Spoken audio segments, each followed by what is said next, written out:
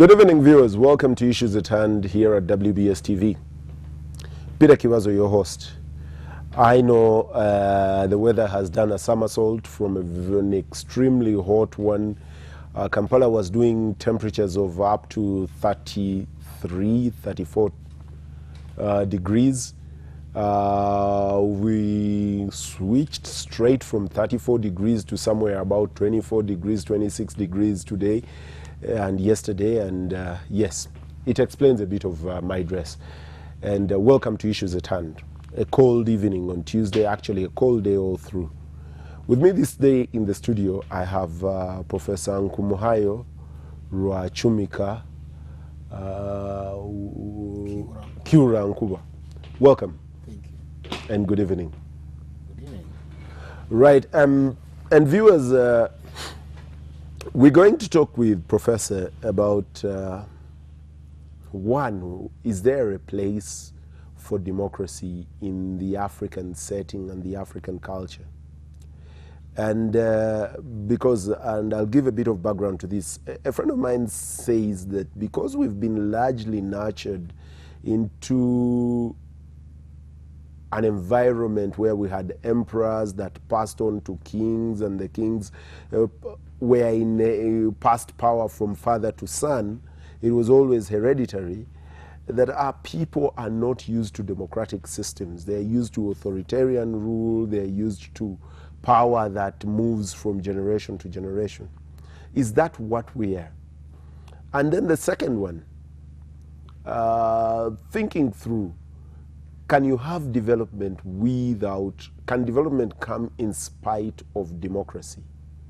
Would an African renaissance, in spite of the absence of democracy, deliver development, not just growth? Prof, Yeah. I start with the notions of democracy and change of power.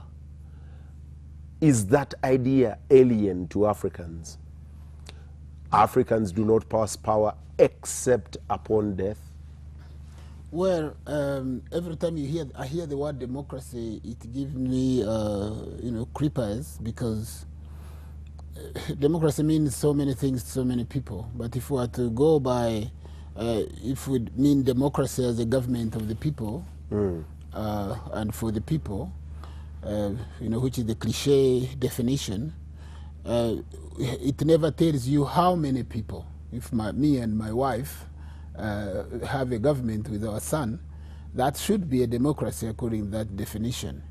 But I define democracy, my own definition of democracy is a tyranny, really, of the majority. Sorry? It's a tyranny of the majority, where the majority seeks to rule. But it's based on permanent opposition. That is the key thing about democracy and democratic institution. And it has never worked anywhere.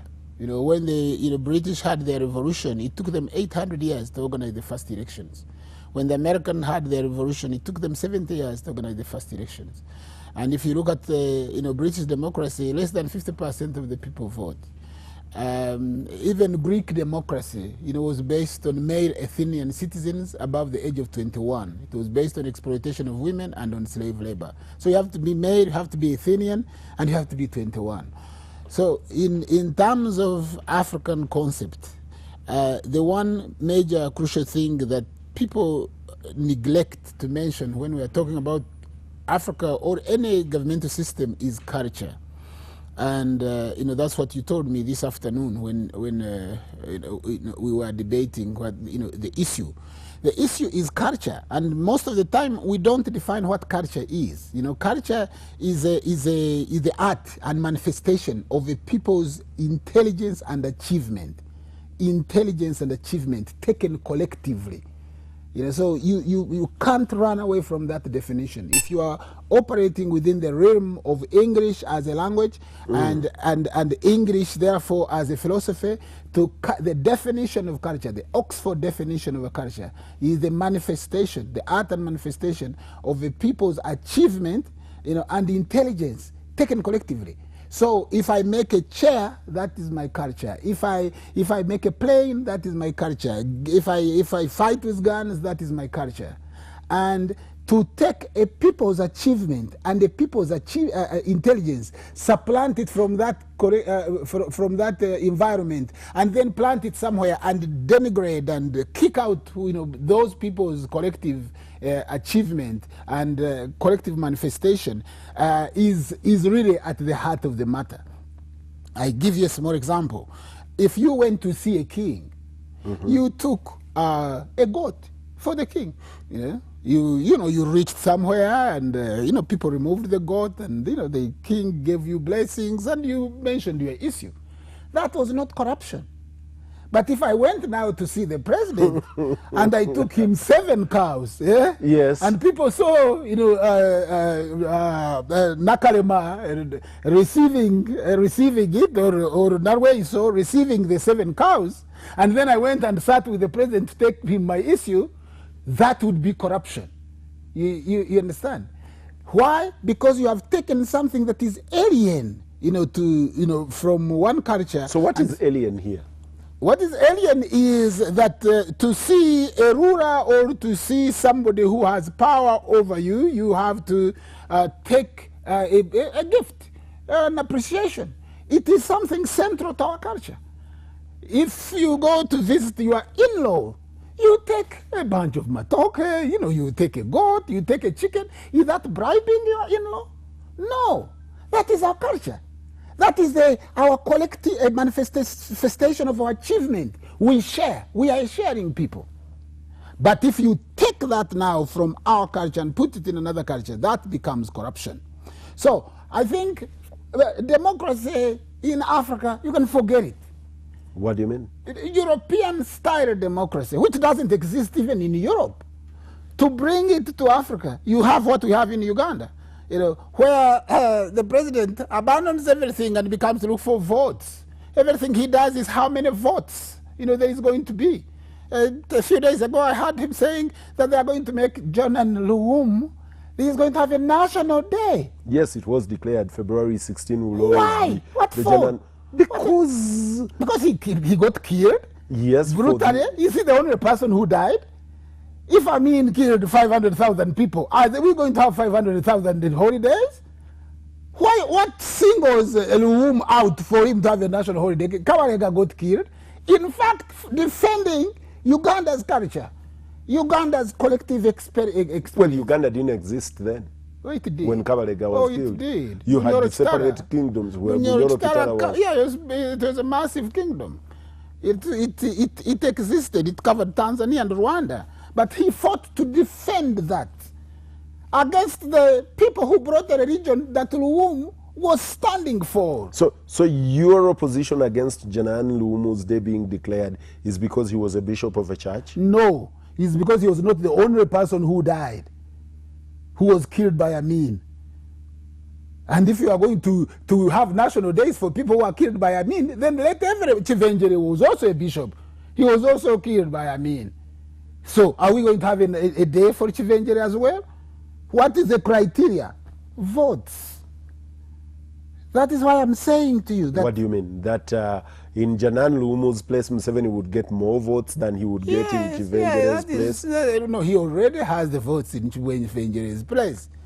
Now he needs the votes from the north. So that is the thing. Instead of looking for issues that need to take Uganda forward, like saying if we give a contract for building a road, the people who must perform that contract are Ugandans. The contract must go to Ugandans. If Ugandans but you haven't developed that capacity locally. Then we say you are contract, like they are building a satellite city in Karuma. You know that? Big city, both overground and underground. $4.5 billion, dollars. You know where that money is going? To China. They should say, you Chinese, 20%, so that people can learn from you. By the end of 2 years, you must have transferred all your skills to Ugandans so they can take over. If they want to build another city in Nakasongola, then we shall have the skills. But that's not there. There are no votes there. Where are the votes? So you think that actually democracy cannot, as it is, cannot deliver development? It has not delivered. Any idea that comes from Europe to Africa in terms of governance it transfers a form of subservience. a form of control. Look at everything, every idea we have from Europe. A few days ago, I was giving a lecture at Rotarians in Kampala chapter.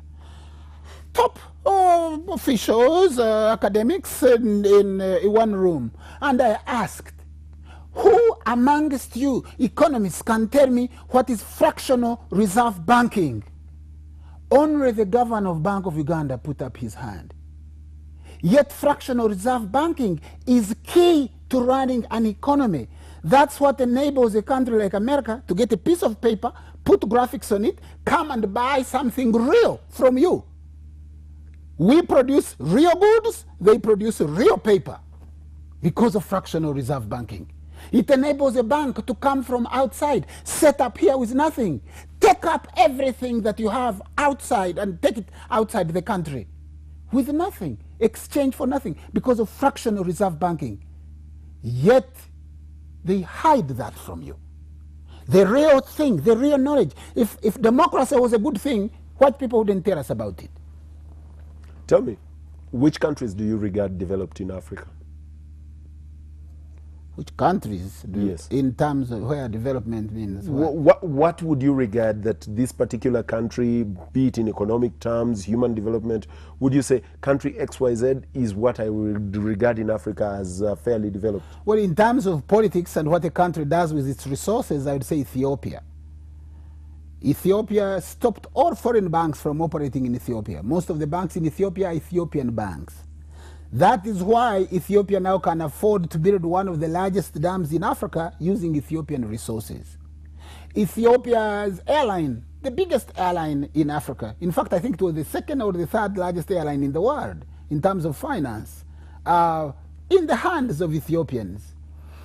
Ethiopia Telecom, can you imagine, like telecom, like a phone, a mobile phone, buying a transmitter and setting up phones to allow another person to come. Even our army, our military intelligence, to transmit its phones through, multinationals like Orange. So if Orange wants to hear the president's conversation, they'd sit quietly and listen in. They'd still do it from Langley or from Mary Hill in London, but we can't even run our own telecom. Why? Because we have taken the knowledge, But the art of administration. The country you talk about has among Africa's poorest people, Where has one of the lowest life be careful. expectancies. Be careful. Yes. Be careful. You are using all the wrong terms. Number one, how can you say that the poorest people? You're talking about England, I suppose. No, I'm talking about. You are telling me Ethiopia. that people, average person in England is better off than an Ethiopian? Yes. How? How come?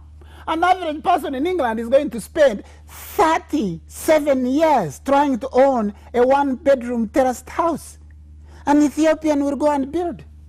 An average person in England will never even dream of owning land. An Ethiopian has chunks of it. But they are dying of hunger. Oh, they are dying of hunger. They are dying of hunger because they are growing coffee, which they are exporting to Europe. Because they are producing food for somebody else. Ethiopia would eat better if the food was not being eaten by someone else. I'll tell you, Botswana is way more developed than Ethiopia. Please. How can you say that? The returns on their GDP are higher.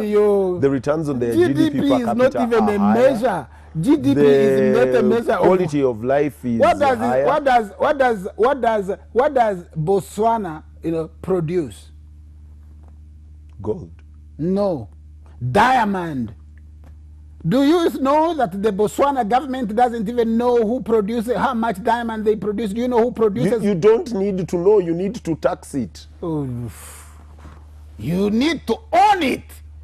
I brought a big stick. Tonight you'll be in trouble. You need to own it.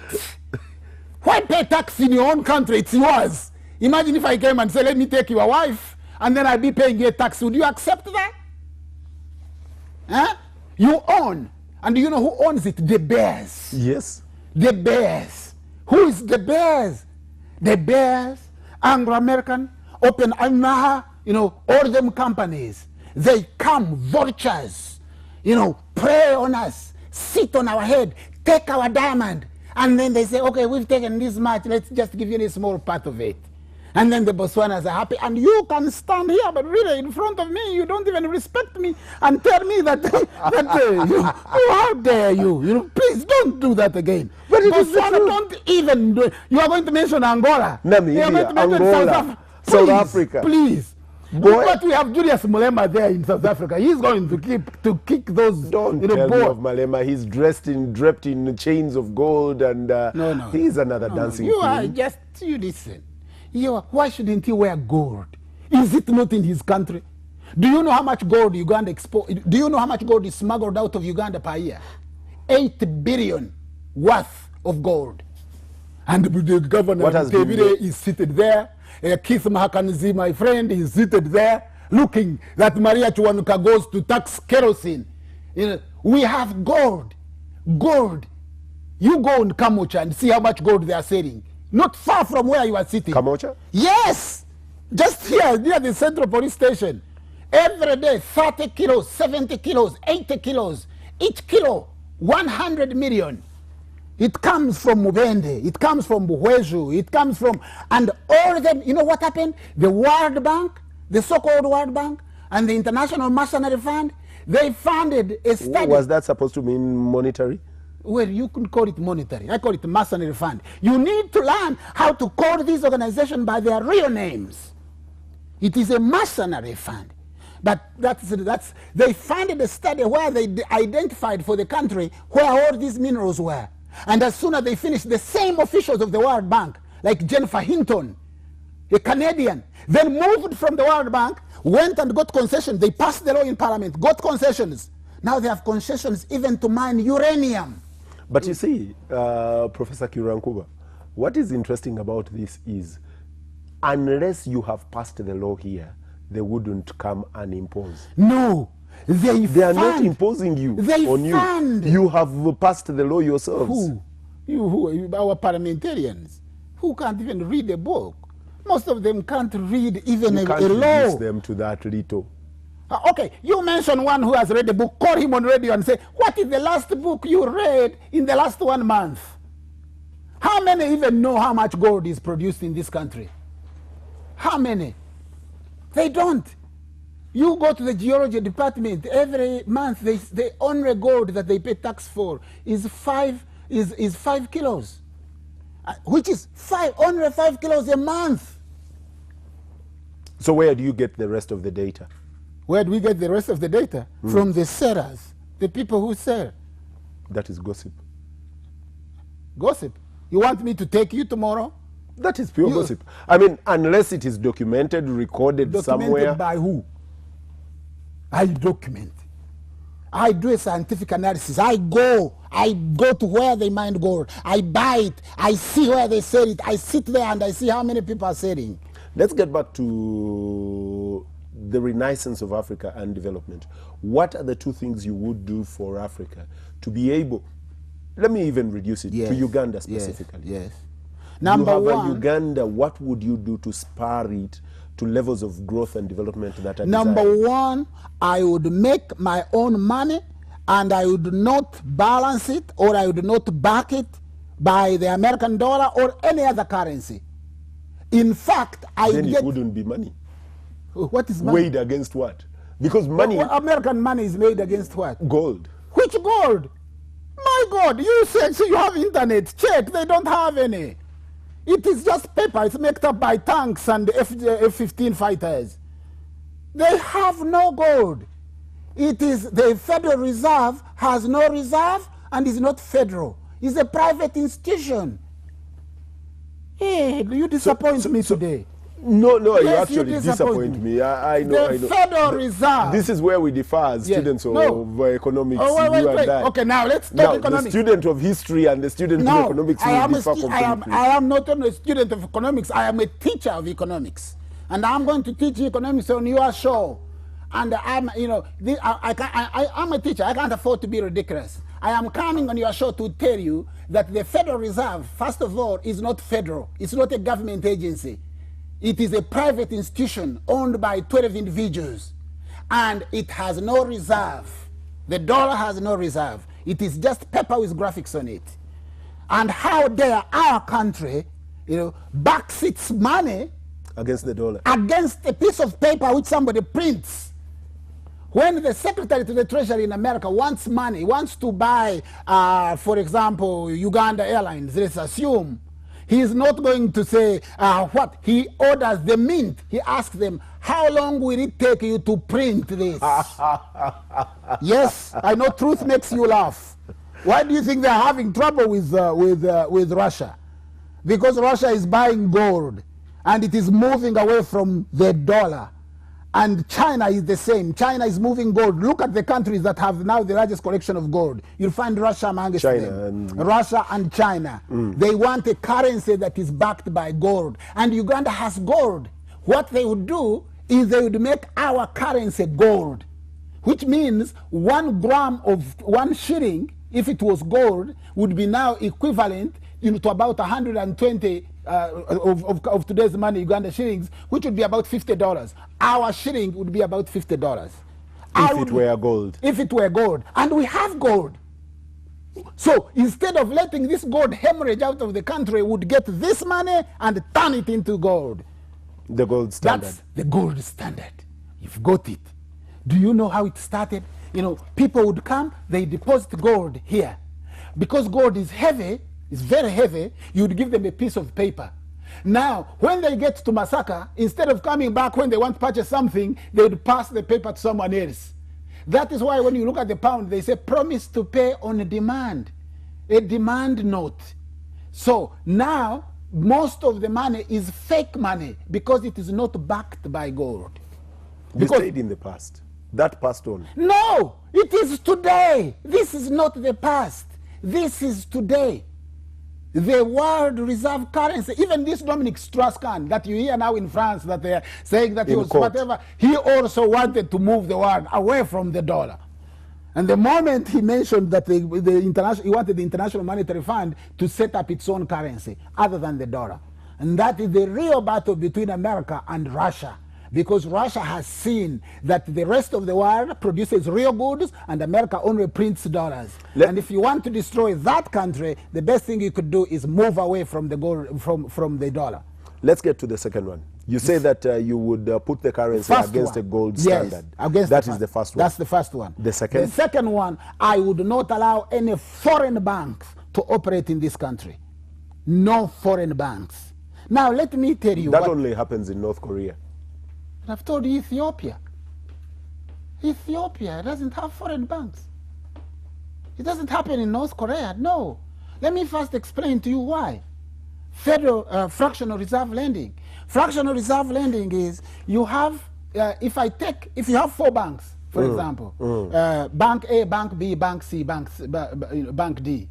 If I take $10 million, by law, the bank is allowed to keep 10% of what I've deposited and lend out the rest of the percentage, 90%. So if the bank started with nothing and I came and deposited 10 million, it would reserve 1 million, it would lend out 9 million, but at interest. Yeah. Now it will take actual collateral. It started with nothing. It has 1 million reserve. It has a portfolio of about 12 million, and it has somebody's house, which it has taken at a fraction of what they call first sale value. But the person who gets this money now goes and deposits it in another bank, like 9 million. The bank now takes 10%, which is 900,000, and lends out 8.1. And that person goes and deposits it in another bank. So one deposit creates money about 90 times. Fractional reserve lending allows the bank to create money out of thin air. And whereas it creates money out of thin air, it actually lends you money, lends you that thin air and takes actual collateral. Once you understand that, then you understand economics. You need not know anything else. If you don't understand this, anything else about economics will confuse you. And bring to Mzime Mtebire on this show and ask him about fractional reserve banking and phantom deposit. When you go to the bank and deposit money, or you ask for a loan, the bank doesn't go out to sell matoke and get the money and give it to you. No. After making you run around, they say, Mr. Chivazo, we now have the money. You can go and It's check. on your account. It's on. So what they have done is a computer transfer, what we call a phantom deposit. But you know what Chivazo gave them? He gave them the title for his house in Lunguja. Viewers, I take a break and I return with Professor Kirankuba.